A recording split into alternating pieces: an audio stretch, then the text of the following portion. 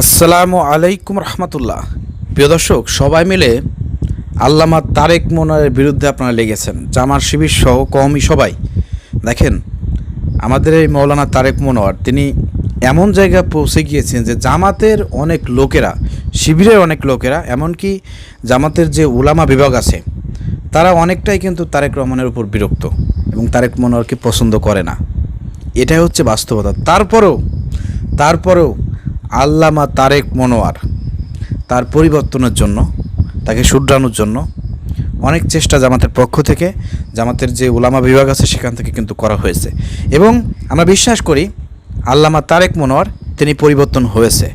কিন্তু রিসেন্টলি তার নামে যে ফটোকার্ড তৈরি করা হয়েছে, মিথ্যা একটি ফটোকার্ড, তার বিরুদ্ধে অভিযোগ এনে যেভাবে কওমি অঙ্গন থেকে শুরু করে জামাতের নেতাকর্মীরা তারেক মনোয়ারের বিরুদ্ধে কথা বলতেছে, এটা কিন্তু ঠিক না।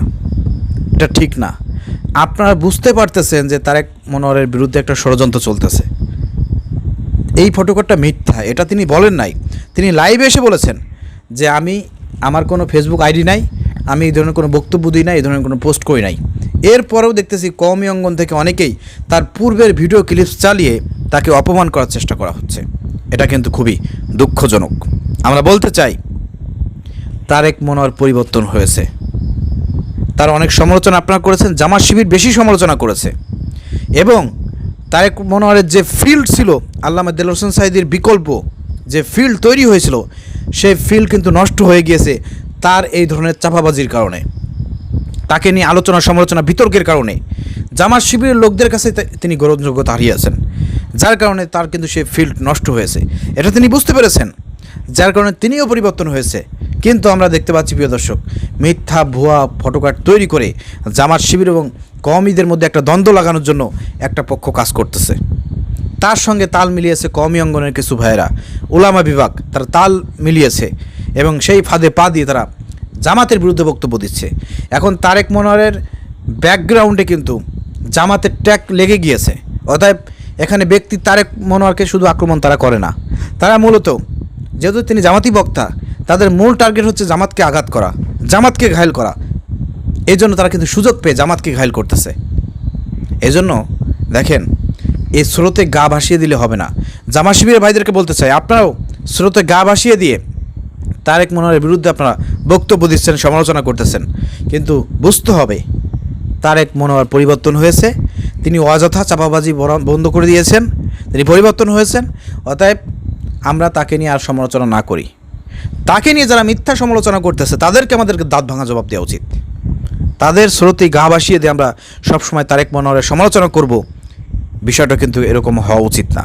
আপনারা আমার সঙ্গে একমত হবেন, আমি বিশ্বাস করি। যারা জামাত শিবিরের বাইরে আছেন, সারা বাংলাদেশ ইসলামী আন্দোলনের কর্মী যারা আছেন, মাথায় রাখতে হবে আমরা অনেক সমালোচনা করেছি তারেক মনোয়ারের। আপনাকে বুঝতে হবে তারেক মনোয়ার এই পর্যন্ত যতগুলো তার চাপাবাজির যে ভিডিও ক্লিপসগুলো দেখানো হয়, এইগুলো তার বিভিন্ন বক্তব্যের, বিভিন্ন ওয়াজের মাহফিলের 2, 1, 3, 4, 5 সেকেন্ডের বিভিন্ন ভিডিও ক্লিপস কাটসাট করে এগুলো কিন্তু তৈরি করা হয়েছে। অনেকেই ওয়াজ মাহফিল করে, অনেকের এরকমের যদি আমরা ভুল ধরি, অনেক বক্তার, অনেক নেতার কিন্তু এরকমের ভুল আমরা ধরতে পারি। 2 ঘন্টা 3 ঘন্টা বক্তব্য দিয়েছে, সেই বক্তব্যের মধ্যে দিয়ে প্রাসঙ্গিকভাবে একটা বক্তব্য চলে এসেছে, সেখান থেকে একটা বক্তব্য আপনি কাটসাট করে উপস্থাপনা করলেন, আগে পিছিয়ে কোনো কিছুই নাই। এভাবে ভুল ধরলে সবারই ভুল ধরা সম্ভব, দেলোয়ার হোসেন সাঈদীরও ভুল ধরা সম্ভব যদি আপনি ওইভাবে ভুল ধরতে যান, ঠিক আছে, কাটসাট করে।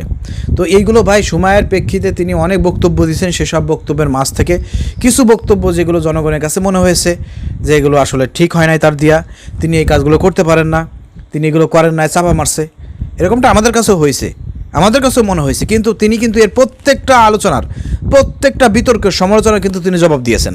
কেন তিনি এই বক্তব্য দিয়েছিলেন, তার প্রতিটা বক্তব্যের সমালোচনার জবাব কিন্তু তিনি দিয়েছেন। তার বক্তব্য যদি আপনি শোনেন, আপনার কাছে পানির মতন স্পষ্ট এবং সহজ হয়ে যাবে যে না, তিনি ঠিক বলেছেন।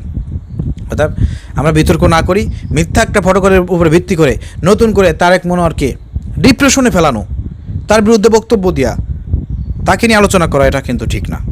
এই ফটোকপি যারা তৈরি করেছে তাদের বিরুদ্ধে তিনি শাস্তি দাবি করেছেন, তাদেরকে খুঁজে বের করা হোক, তাদেরকে শাস্তি দেওয়া হোক। আর তিনি যে বক্তব্যটা তার নামে চালানো হচ্ছে, এই বক্তব্যটা কিন্তু খারাপ কোনো বক্তব্য না।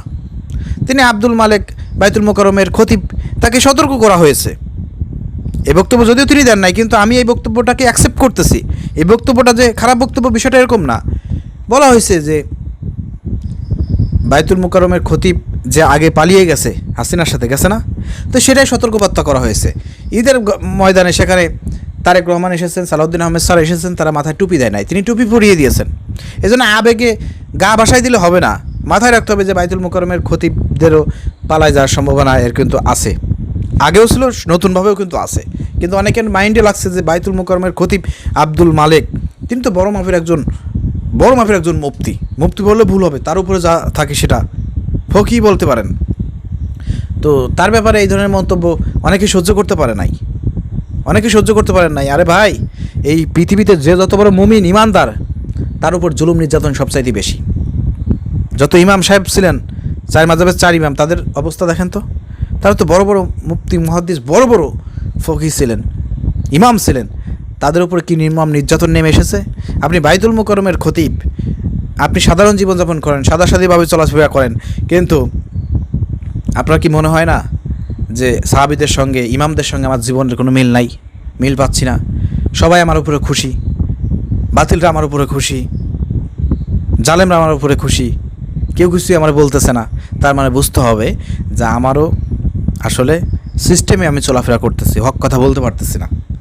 যদি হক কথাই বলতো আজকে বাইতুল মুকাররমের খতিব, আজকে যদি দর্শন নিয়ে কথা বলতো, রাষ্ট্র ব্যবস্থা যেভাবে চলতেছে এটা নিয়ে যদি তিনি আজকে বক্তব্য দিতেন, কথা বলতেন, আজকে কিন্তু তার উপরও নির্মম নির্যাতন, তার চাকরি হারানোর সম্ভাবনা থাকতো। কিন্তু সেগুলো তো আমরা দেখতে পাচ্ছি না। অর্থাৎ বিভিন্ন পার্সপেক্টিভে আমরা হিসাব করতে পারি, চিন্তাভাবনা করতে পারি, হিসাব মিলাইতে পারি, কিন্তু ওইগুলো আমরা বললাম না। আমরা বলতে চাই তিনি হকের পক্ষে থাকবেন, হক কথা বলবেন এবং সমালোচনা করবেন। যদি সমালোচনা তিনি না করেন, তাহলে কিন্তু আমরা বুঝবো যে তলে তলে আপোষ হচ্ছে। ঠিক আছে? তো যাই হোক প্রিয় দর্শক, ওই বিষয়ে কোনো কথা আমরা বলতে চাই না। আমরা বলতে চাই যে আল্লামা তারেক মনোয়ারকে নিয়ে যেভাবে বেলেম দেওয়া হচ্ছে, যেভাবে অভিযোগ এনে তাকে যেভাবে ভুল বোঝানো হচ্ছে, মানুষের কাছে নেগেটিভ করে তোলা হচ্ছে, সেটা কওমি অঙ্গন থেকে করতেছে, আবার জামাত শিবিরের ভাইরাও করতেছে। ওই যে জামাত শিবিরের ভাইরা তার উপর খেপা, অথবা তার বিভিন্ন বক্তব্যে অনেক কষ্ট পেয়েছে, তার চাপাবাজি, তার কারণে জামাতের বদনাম হচ্ছে। এই কারণে অনেকে কিন্তু না বুঝে শুনে অনেকেই কিন্তু জামাত শিবিরের লোকজনও কিন্তু তার বিরুদ্ধে সমালোচনা করতেছে। অর্থাৎ সেই জায়গা থেকে জামাত শিবিরের ভাইদেরকে বলতে চাই, যাচাই বাছাই করেন, আগে যা ভুল করছে, কিন্তু নতুন করে যেহেতু ভুল করে নাই, অর্থাৎ তার বিরুদ্ধে সমালোচনা করা, তাকে নিয়ে বিতর্ক করা, তাকে ছোটো করা, এটা কিন্তু ঠিক না। অন্যরা করতেছে, তাদেরকে আমরা দাঁত ভাঙা জবাব দেবো, কিন্তু আমরা কিন্তু সেই কাজটা না করে তাদের সঙ্গে আমরা মানে মিলেমিশে আমরা তারেক মনোয়ারের বিরুদ্ধে কথা বলতেছি না, এটা করা যাবে না। যেহেতু তারেক মনোয়ার পরিবর্তন হয়েছে, অতএব তাকে নিয়ে যারা সমালোচনা করবে তাদেরকে দাঁত ভাঙা আমাদের জবাব দিতে হবে। তারেক মনোয়ারের পাশে সবাইকে দাঁড়ানোর জন্য আমি আহ্বান জানাচ্ছি। দর্শক, ভিডিও শেয়ার করে সবাইকে দেখার সুযোগ করে দেন।